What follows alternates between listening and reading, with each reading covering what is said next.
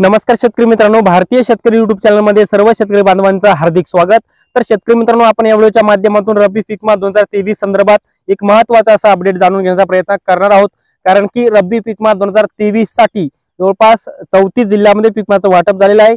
ज्या शेतकऱ्यांचं नुकसान झालं होतं, ज्या शेतकऱ्यांनी आपला क्लेम दाखल केलेला होता, अशा क्लेम दाखल केलेल्या राज्यातील 34 जिल्ह्यातील शेतकरी बांधवांसाठी आनंदाची बातमी आहे। 34 जिल्ह्यातील शेतकरी बांधवांना रब्बी पीक विम्याचं वाटप हे विमा कंपन्यांच्या माध्यमातून सुरू झालेलं आहे।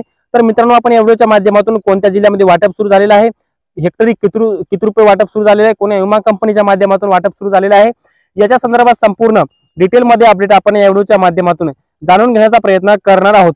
तर नमस्कार, मी ज्ञानेश्वर सवणकर स्वागत करतो भारतीय शेतकरी युट्यूब चॅनल मध्ये। तर शेतकरी मित्रांनो, आमच्या चॅनलवर जर नवीन असाल चॅनलला नक्की सबस्क्राइब करायला विसरू नका, जेणेकरून शेती संबंधित असेच नवनवीन अपडेट्स तुम्हाला सर्वप्रथम आमच्या चॅनलवर पाहायला मिळतील।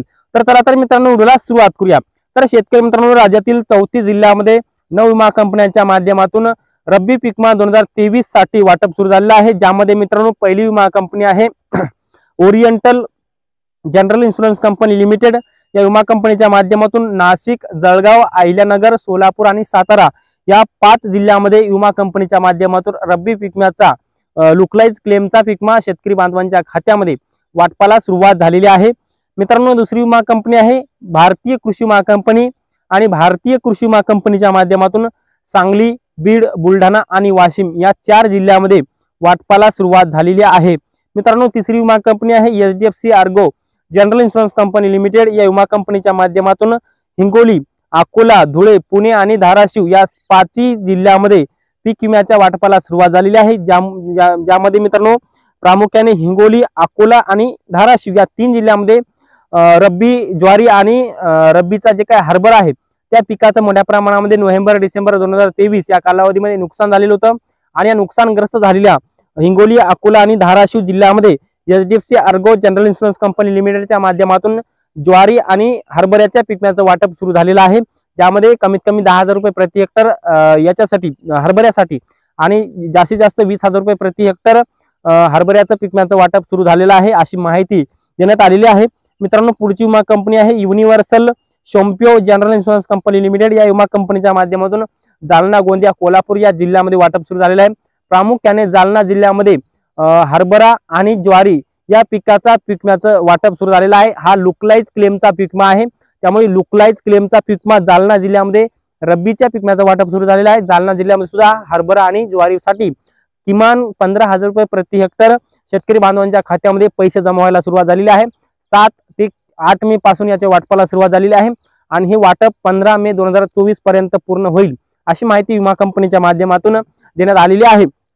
मित्रांनो, पुढची विमा कंपनी आहे ICICI Lombard general Insurance Company Limited. या विमा कंपनीच्या माध्यमातून परभणी, वर्धा, नागपूर या 3 जिल्ह्यामध्ये वाटप सुरू झालेलं आहे।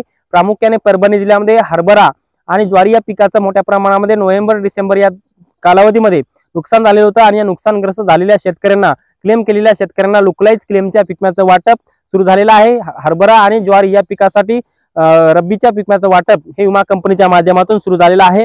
मित्रांनो, पुढची विमा कंपनी आहे SBI life general Insurance Company limited.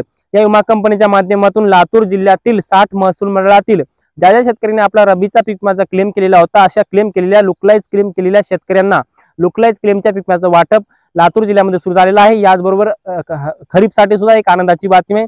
खरीप हंगामामध्ये 32 जवळपास एकूण 28 महसूल मंडळामध्ये पीक विम्याचं वाटप बाकी होतं, त्याही महसूल मंडळामध्ये या विमा कंपनीच्या माध्यमातून वाटप सुरू झालेलं आहे।